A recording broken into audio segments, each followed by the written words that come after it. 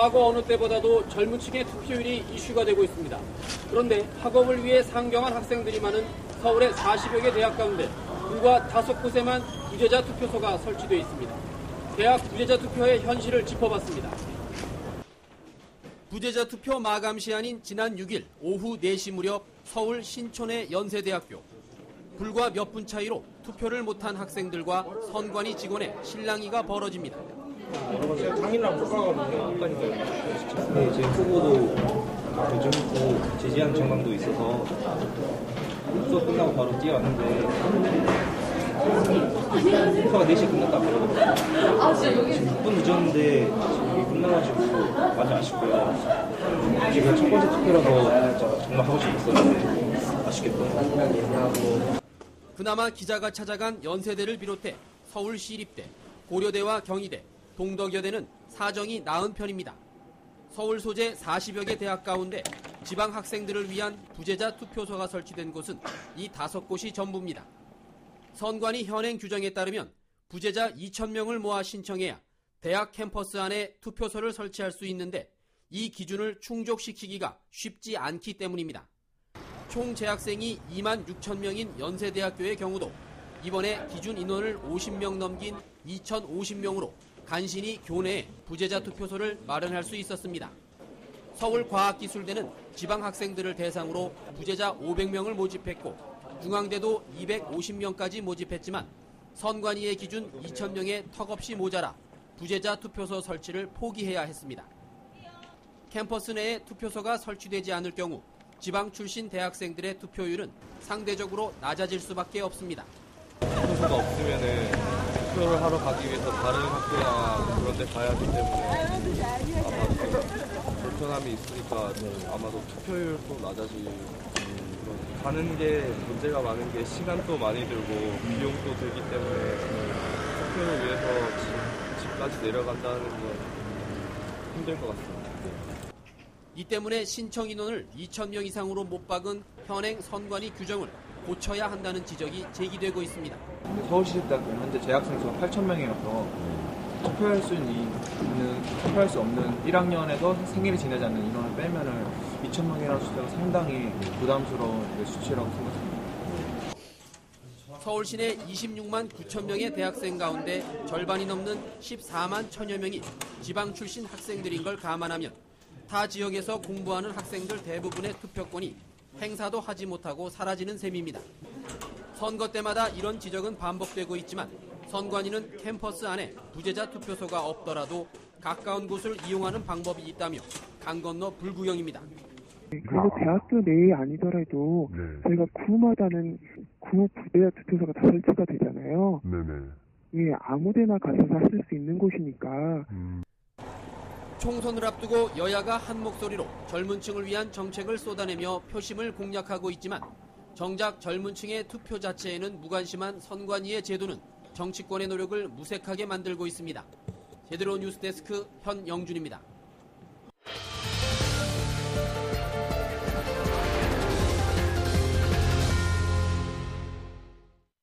지난해 반값 등록금을 외치며 거리로 쏟아져 나왔던 대학생들 기억하실 텐데요.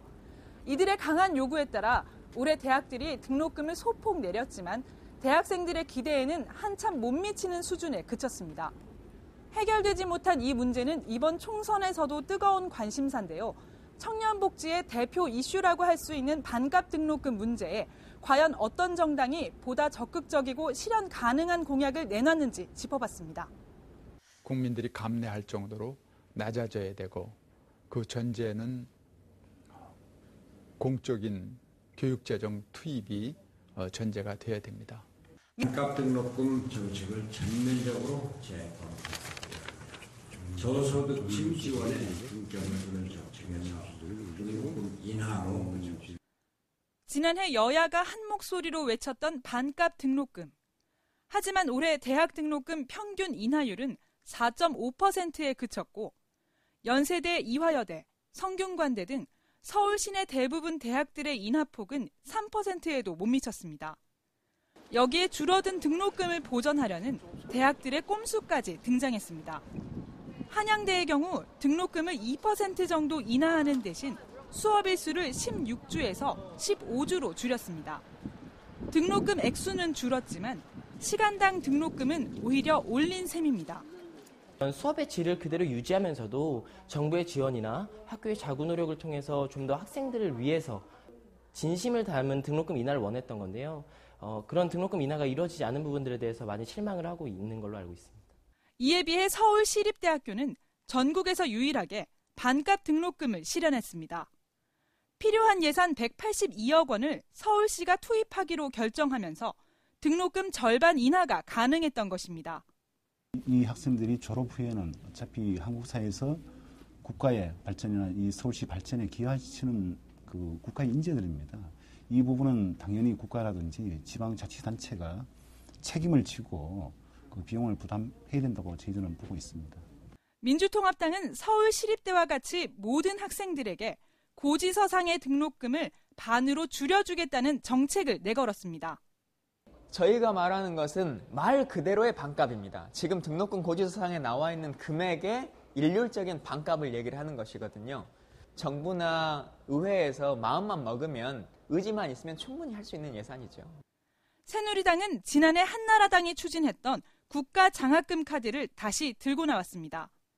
국가장학금을 확대해 전체 등록금의 규모를 50%까지 줄이는 효과를 내겠다는 겁니다. 새누리당은 국민의 혈세를 절대 낭비하지 않겠습니다. 회계도 투명하지 않은 부실대학에까지 국민의 세금을 그대로 쏟아부을 수는 없는 노릇입니다. 두 당의 공약은 얼핏 보면 비슷해 보이지만 내용을 따져보면 상당히 차이가 있습니다. 먼저 등록금 지원을 새누리당은 소득 계층별로 차등화하고 있고 민주통합당은 학생 전체를 대상으로 합니다. 또 새누리당이 2017년까지를 목표로 한다면 민주통합당은 내년에 당장 시행하겠다는 계획입니다. 재원 마련을 위해 새누리당은 기존의 국가장학금에다 대학별 재원 마련으로 충당하겠다고 하는 반면 민주통합당은 관련 법을 제정해 국가재정을 직접 투입하겠다고 제시합니다. 즉 새누리당은 국가장학금을 매년 조금씩 늘려 3조 원까지 지원하고 부족분은 각 대학별로 맡긴다는 것이고 민주통합당은 고등교육 재정교부금을 신설해 총 5조 7천억 원까지 재원을 마련한다는 것입니다. 새누리당의 방안은 국가장학금이 결국 공부에만 집중할 수 있는 여건의 학생들에게 돌아갈 것이라는 우려가 있고 민주통합당의 방안은 막대한 재정이 부담입니다. 대학당도 13% 안팎으로 인하를 추진하고 그리고 그 나머지 차액에 대해서 정부가 OECD 수준으로 고등교육 재정 지원을 확대만 한다면 지금 당장 빠르면 올해 2학기부터 반값 등록금 구현이 가능하다. 반값 등록금 실현을 제1공약으로 내거는 등 청년 문제를 직접 해결하고자 새롭게 출범한 청년당은 등록금 인하는 결국 예산 마련 의지에 달린 문제라고 지적합니다. 우수한 정책은 지금도 아주 많습니다. 하지만 그걸 실행할 수 있는 주체가 하지 않으면 끝나는 거거든요. 과연 어떤 방안이 반값 등록금의 현실화를 가져올 수 있을지 유권자들의 현명한 판단을 기다리고 있습니다. MBC 제대로 뉴스 서혜연입니다.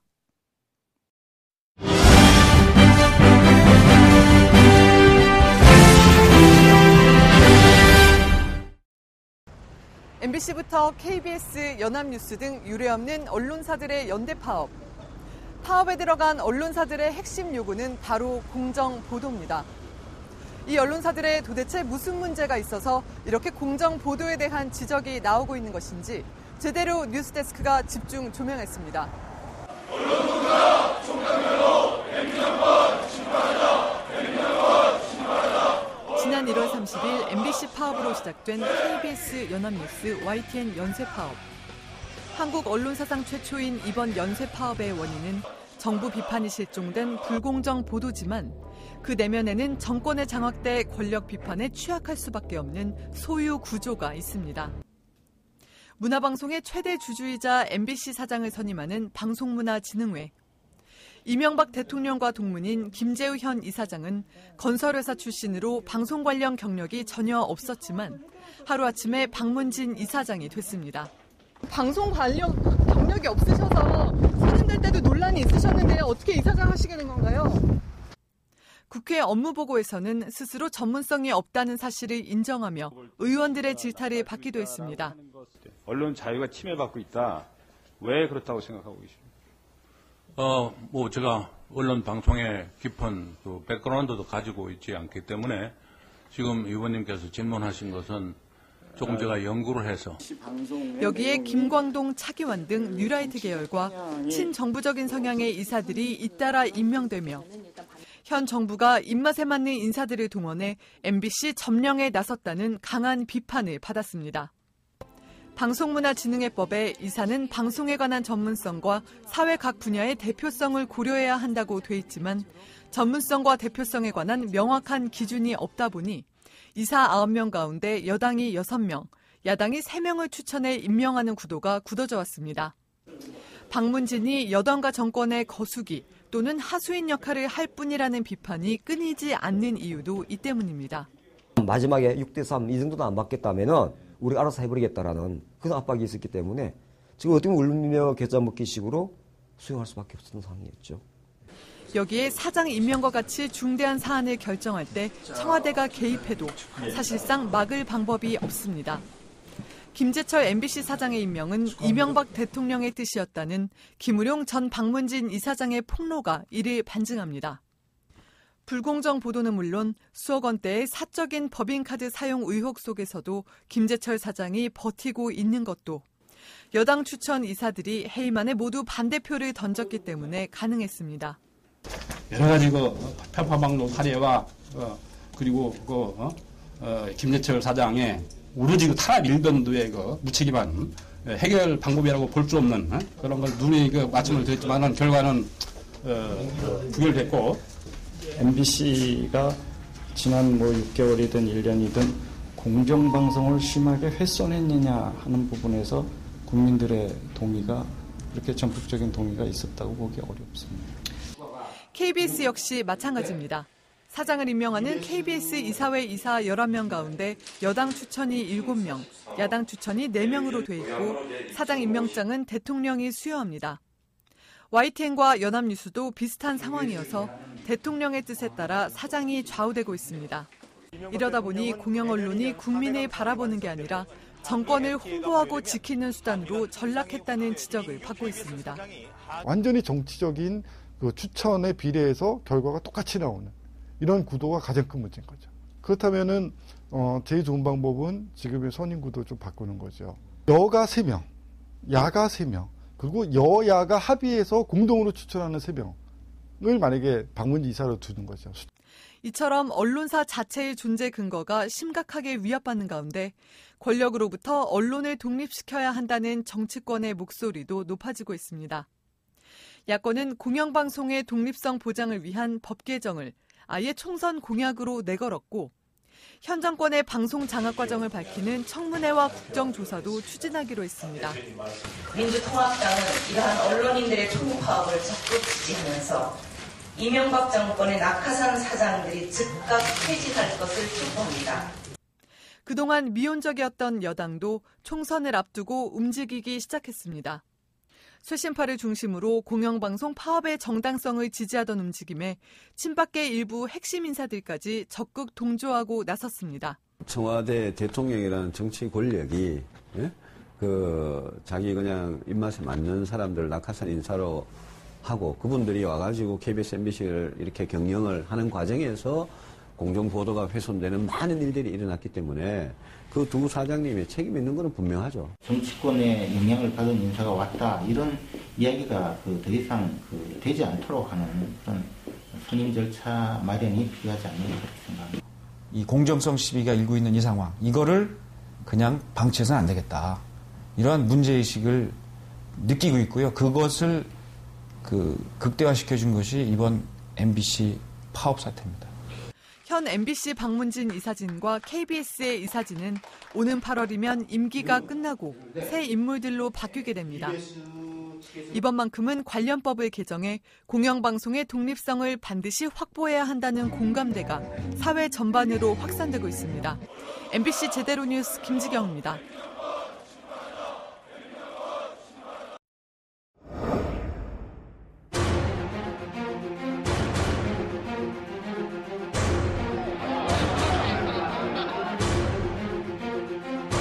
이런 정치판을 지켜봐야 하는 우리 국민들이 안쓰럽습니다.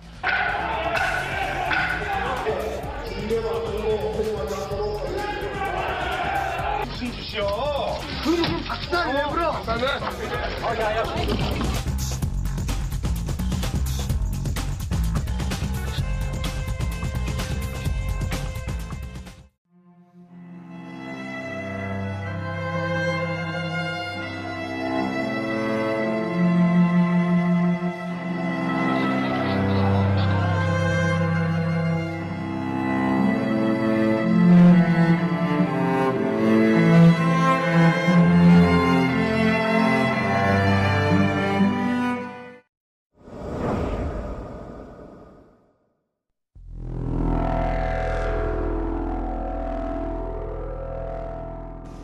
젊은 층들이 투표를 4시부터 6시까지 많이 하는데 그 시간 동안에만 방송 투표, 실시간으로 투표를 보도하면서 투표라고 독려를 한다 그러면 누가 봐도 그 오해의 소지가 있지 않습니까? 투표에 열심히 참여해야 돼요. 그래야 그게 이제 조직화된 선수들이 이직자는 의사대로 움직이지 않고 분산된 다수의 개인의 의사가 반영이 돼요. 투표율 70% 넘으면 70%의 국민을 정치가 두려워하게 되는 것이고 80%가 넘으면 80%의 국민을 두려워하게 되는 것이고 90%가 넘으면 이제 정치를 정치인들이 하는 것이 아니라 국민들이 할 수 있게 되고 시민들이 할 수 있게 된다고 생각합니다. 그렇게 이 나라의 정치 그리고 이 나라의 주인이 우리라는 것을 당당하게 선포하는 그 봄날 이 나라의 주인된 권리 마음껏 즐기면서 웃으면서 그렇게 만날 수 있었으면 좋겠습니다. 언제나 답답해왔죠. 요즘도 답답하지만 지난 몇 년 동안 굉장히 많이 답답했던 것 같아요. 그래서 사람들이 이번에는 행동을 많이 나설 거라고 생각합니다. 60%가 넘지 않을까요? 사람들이 이렇게 많이 마음에 쌓인 것이 많은데 설마